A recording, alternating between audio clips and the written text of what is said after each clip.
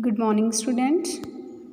Yesterday we have done our topic up to here. Today we will discuss measure of monopoly power. हाँ जी, a monopolist can fix any price of his product, but his power varies in different situations. हाँ जी, वैसे तो मोनोपलिस्ट के पास power होती है कि वो मतलब कितनी क्वांटिटी प्रोड्यूस करेगा या कितना प्राइस लेगा, ठीक है। लेकिन जो उसकी पावर है वो बदलती है, डिपेंड करती है, अलग अलग सिचुएशंस में अलग अलग होती है। तो उसको मेज़र करने के लिए we have two formulas. First हमें लर्नर ने दिया है, ठीक है। लर्नर क्या बोलते हैं, मोनोपलिस्ट पावर कैसे कैलकुलेट कर सकते हैं, P minus MC upon P। P क्या होता है, प्राइस, एंड MC क्या होती है, मार्जिनल कॉस्ट, ठीक है।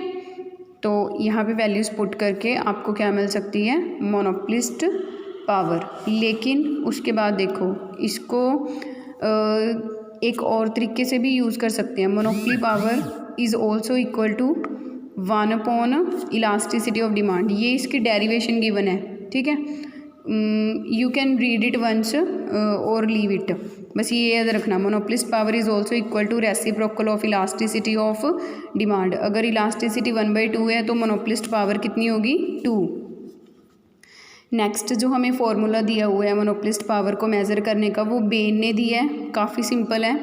बेन क्या बोल रहे हैं, just take the difference of AR and AC, average revenue minus average cost, this will give you monopolist power. Okay, simply you have to do this. हाँ जी, नेक्स्ट हमारा टॉपिक है comparison between monopoly and perfect competition. हाँ जी, you already know about these two markets. तो इनमें goal of the firms, दोनों का जो गोल है वो क्या होता है, डिफरेंट होता है ना। परफेक्ट कंपटीशन या मोनोपलिस्ट, वैसे तो दोनों ही क्या चाहते हैं, मैक्सिमम प्रॉफिट चाहते हैं। परफेक्ट कंपटीशन क्या करती है, मैक्सिमाइज करती है आउटपुट को, ठीक है। लेकिन जो मोनोपलिस्ट होगा वो किसको मैक्सिमम करके प्रॉफिट मैक्सिमाइज करेगा, प्राइस को। सेकंड है एजम्पशन रिगार्डिंग प्रोडक्ट, ठीक है। तो दोनों के एजम्पशंस अलग अलग हैं। परफेक्ट कंपटीशन में होमोजीनियस प्रोडक्ट होगा, बिल्कुल सेम, लेकिन मोनोपोली मार्केट में प्रोडक्ट सेम भी हो सकता है या फिर डिफरेंट भी हो सकता है। नेक्स्ट है assumption regarding number of sellers and buyers. हाँ जी, परफेक्ट कंपटीशन में सेलर्स एंड बायर्स बहुत सारे होते हैं, लेकिन मोनोपोली में सेलर सिर्फ सिंगल होता है। नेक्स्ट है एजम्पशन रिगार्डिंग एंट्री। हाँ जी, परफेक्ट कंपटीशन में पूरी फ्रीडम होती है, नई फर्म्स एंटर भी हो सकती हैं, एग्जिट भी। लेकिन मोनोपोली मार्केट में रिस्ट्रिक्शंस होती हैं, न्यू फर्म्स मार्केट में एंटर नहीं हो सकती। नेक्स्ट है implication regarding shape of demand curve. हाँ जी, दोनों ही मार्केट्स में जो डिमांड कर्व की शेप है वो डिफरेंट होती है। परफेक्ट कंपटीशन मार्केट में डिमांड कर्व हॉरिजेंटल होती है, इलास्टिसिटी इन्फिनिटी होने के कारण। लेकिन मोनोपोली में जो डिमांड कर्व है, average revenue and marginal revenue curves, ये डाउनवर्ड स्लोपिंग होती हैं, क्योंकि नेगेटिव रिलेशन होता है प्राइस एंड क्वांटिटी डिमांडेड में। नेक्स्ट है इम्प्लीकेशंस रिगार्डिंग डिसीजंस। हाँ जी, परफेक्ट कंपटीशन में जो फर्म्स हैं वो सिर्फ क्या डिसीजंस ले सकती हैं कि कितना आउटपुट बनाना है, प्राइस के रिगार्डिंग तो ले ही नहीं सकते, ठीक है। लेकिन जो मोनोपोली मार्केट है वहाँ पे डिसीजन पूरी तरह से मोनोपलिस्ट के कंट्रोल में है, चाहे प्राइस को लेके चाहे आउटपुट को लेके। कंपैरिजन रिगार्डिंग प्राइस, हाँ जी, लॉन्ग टाइम पीरियड में आपको पता ही है परफेक्ट कंपटीशन में सिर्फ नॉर्मल प्रॉफिट्स मिलेंगे और मोनोपोली में सुपर नॉर्मल प्रॉफिट। ये डायग्राम हमने ऑलरेडी की हुई है, ठीक है। AC कर्व, MC कर्व यहाँ पे कट कर रही हैं, यहाँ पे इक्विलिब्रियम आ गया, इसको AR तक ज्वाइन किया, प्राइस कितना फिक्स हो गया, OP1। AC को B पे टच कर रही है, कॉस्ट कितनी बढ़ रही है, OP2। तो ये किसको दिखा रहा है, सुपर नॉर्मल प्रॉफिट्स। हाँ जी, नेक्स्ट है कंपैरिजन रिगार्डिंग आउटपुट। हाँ जी, जो परफेक्ट कंपटीशन मार्केट है उसमें प्रोडक्शन का लेवल ज़्यादा रहता है लॉन्ग टाइम पीरियड में as compare to monopoly. Next है कंपैरिजन रिगार्डिंग सप्लाई। हाँ जी, जो मोनोपोलिस्ट होता है वो क्या करता है, प्राइस डिस्क्रिमिनेशन करता है ना। मतलब डिफरेंट बायर से डिफरेंट प्राइस चार्ज करता है, ठीक है। परफेक्ट कंपटीशन में आप इजीली सप्लाई कर्व का पता लगा सकते हो, बट मोनोपोली में इतना इजी नहीं होता। नेक्स्ट है कंपैरिजन रिगार्डिंग प्रॉफिट, बहुत इजी है। परफेक्ट कंपटीशन में नॉर्मल प्रॉफिट, मोनोपोली में सुपर नॉर्मल प्रॉफिट्स। नेक्स्ट है utilization of resources. Perfect competition में ऑप्टिमम यूटिलाइजेशन होता है रिसोर्सेज का, मोनोपोली में हो भी सकते हैं, नहीं भी, डिपेंड करता है, ठीक है। Chapter is complete, please revise it up to here. Next we will start our next chapter, marginal productivity theory of distribution. हाँ जी, डिस्ट्रीब्यूशन क्या होता है आपको पता है। There are 4 factors of production, land, labour, capital and entrepreneur. इन चारों को यूज़ करके प्रोडक्शन करते हैं। तो जो हम इनकम डिस्ट्रीब्यूट करेंगे इन चारों को ही करेंगे। लैंड को कौन सा पार्ट देते हैं हम, रेंट, लेबर को वेजेस, कैपिटल को इंटरेस्ट एंड एंटरप्रेन्योर को प्रॉफिट देते हैं। 2 definitions are given, you can do Samuelson, इसकी डेफिनेशन आपने लर्न करनी है। नेक्स्ट है टाइप्स ऑफ डिस्ट्रीब्यूशन। 2 टाइप्स होती हैं डिस्ट्रीब्यूशन की। फर्स्ट है पर्सनल डिस्ट्रीब्यूशन। पर्सनल डिस्ट्रीब्यूशन में हम साइज़ ऑफ इनकम देखते हैं, ठीक है, कि सोर्स को नहीं देखते, सिर्फ साइज़ को, कि किसी भी पर्सन की इनकम कितनी है, लाइक 10,000 पर मंथ है, ठीक है, ये उसे हो सकता है मतलब ये 10,000 उसने अलग अलग जगह से मतलब अलग अलग मेहनत करके इंटरेस्ट कमा के अर्न की होगी, ठीक है। अब इसमें प्रॉब्लम क्या आती है कि inequality of income, size of income सबका अलग अलग होता है ना, इनइक्वालिटी होती है। दूसरा है फंक्शनल डिस्ट्रीब्यूशन। फंक्शनल डिस्ट्रीब्यूशन में हम सोर्स को ही देखते हैं कि जो इनकम अर्न हुई है वो कौन कौन से सोर्सेज से हुई है, कि एज अ वेजेस हुई है आपको, एज अ रेंट हुई है, या किस तरह से हुई है, ठीक है। नेक्स्ट हमारा है थ्योरी ऑफ फैक्टर प्राइसिंग। क्या होती है, हाँ जी, कहते किसी भी कंट्री में प्रोडक्शन के लिए हम मतलब क्या करते हैं, लेबर हायर करते हैं जिसको वेजेस देंगे, कैपिटल को इंटरेस्ट देंगे, है ना, वही सब लिखा हुआ है। तो हमारे पास 2 आस्पेक्ट्स हैं, एक है प्राइस आस्पेक्ट, एक है इनकम आस्पेक्ट। अब कोई भी फर्म है फैक्टर्स को उनकी सर्विसेज के बदले में क्या देती है, प्राइस पे करती है, ठीक है, जैसे मज़दूर को मज़दूरी, कैपिटल को इंटरेस्ट। इनकम आस्पेक्ट, अब जिसको मिल रहा है उसके पॉइंट ऑफ व्यू से वो इनकम है, ठीक है, जैसे आपने कोई सर्विस दी उसके बदले में आपको क्या मिल रही है, इनकम। जैसे आपको रेंट मिला या आपको प्रॉफिट मिला, है सेम ही चीज़, देने वाले के अकॉर्डिंग वो प्राइस पे कर रहा है, जिसको मिल रही है उसको इनकम मिल रही है, ठीक है। नेक्स्ट आ जाएगा why a separate study of factor pricing. मतलब हमें क्यों फैक्टर प्राइसिंग की अलग स्टडी की क्यों ज़रूरत है।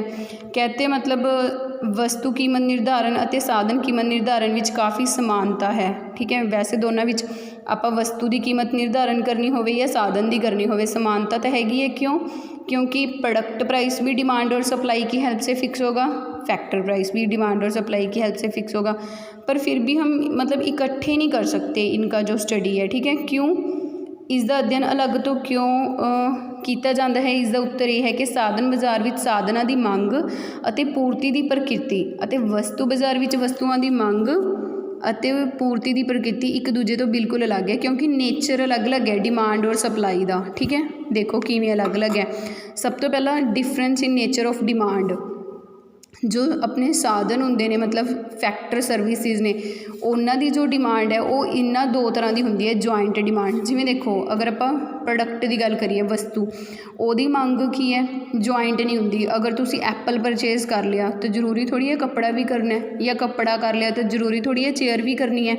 आप अलग अलग एक वस्तु की डिमांड कर सकते हैं, but this is not possible in factor market. उसमें क्या होगा, अगर आप प्रोडक्शन करना चाहते हो, आप फैक्टर की डिमांड कर रहे हो, तो हमारे पास 4 फैक्टर्स हैं, लैंड, लेबर, कैपिटल, एंटरप्रेन्योर। ये थोड़ी है आप सिर्फ लैंड की डिमांड कर लोगे, लेबर लोगे नहीं, फिर प्रोडक्शन नहीं पॉसिबल है, या सिर्फ लेबर की कर लोगे बाकी किसी की नहीं करोगे, ठीक है, तो प्रोडक्शन पॉसिबल नहीं है। तो हमें उनकी जॉइंट डिमांड करनी पड़ती है इकट्ठे। सेकंड एक और क्या है, डिराइव्ड डिमांड।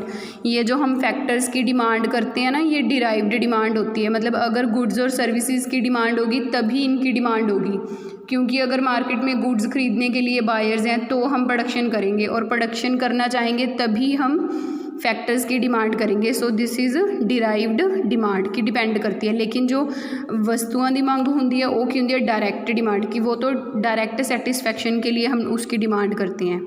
ये तो था डिफरेंस इन डिमांड। अब सप्लाई में भी डिफरेंस है, relation between price and supply. अगर आप किसी वस्तु की गल करते हैं, ठीक है, तो ਉਹਦਾ ਤਾਂ ਇੱਕ ਫਿਕਸ ਰਿਲੇਸ਼ਨ ਹੁੰਦਾ कि जैसे जैसे प्राइस ज़्यादा होगा वस्तु का उसकी पूर्ति भी ज़्यादा होगी, लेकिन फैक्टर्स के रिलेशन में ये चीज़ सही नहीं होती। हो सकता है कि फैक्टर प्राइस ज़्यादा होता जा रहा है लेकिन फिर भी उसकी सप्लाई ज़्यादा ना हो, क्योंकि कहीं ना कहीं जाके एक सिचुएशन आ जाती है कि वेजेस आप जितनी मर्जी बढ़ा दो पर लेबर की सप्लाई ज़्यादा नहीं होती, क्योंकि शायद जो लेबर है वो किस चीज़ को प्रेफर करना शुरू कर देता है, लेज़र, कि बस मैं आराम करूँगा और ज़्यादा मैं काम नहीं करूँगा।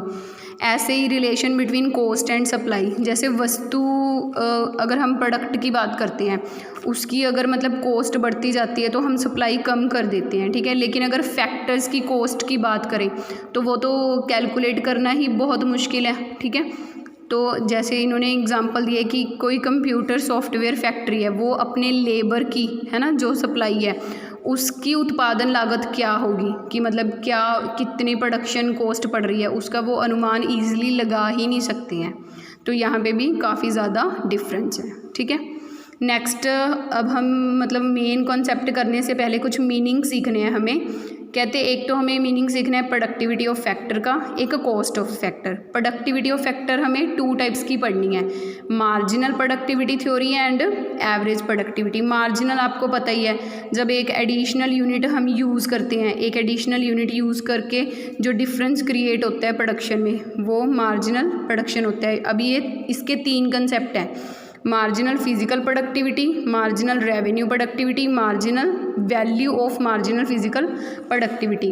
तो मार्जिनल फिजिकल प्रोडक्टिविटी क्या होती है कि जब आपने एक और यूनिट प्रोड्यूस कर दी है ना, तो प्रोडक्शन में कितना डिफरेंस आया। सिंपल है, M P P is equal to T P P N minus T P P N minus 1। अगर तो सक्सेसिव यूनिट्स हैं फिर ये, अदरवाइज़ ये हमने क्लास में भी डिस्कस किया हुआ है ये, ठीक है। सिंपल सी एग्जांपल है, देख लेना। नेक्स्ट मार्जिनल रेवेन्यू प्रोडक्टिविटी, मतलब आपने एक और यूनिट लेबर की यूज़ की तो आपकी रेवेन्यू में कितना डिफरेंस आया। अगर पहले आप 10,000 कमा रहे थे, है ना, 10 लेबर्स लगा के, अब 11,000 कमा रहे हो 11 लेबर्स लगा के, तो 11,000 माइनस 10,000 1,000, ये 1,000 आपकी क्या हो जाएगी, मार्जिनल रेवेन्यू प्रोडक्टिविटी। या फिर याद रखना है MRP is equal to MPP into MR, इसका फॉर्मूला है। लास्ट क्या होगी, value of marginal physical productivity. Value of marginal physical productivity ऐसे कैलकुलेट होती है, मार्जिनल फिजिकल प्रोडक्टिविटी इंटू इसका प्राइस, प्राइस मतलब AR, ठीक है। ओके, तो यहाँ तक आपने रिवाइज करना है up to here. Thank you for listening.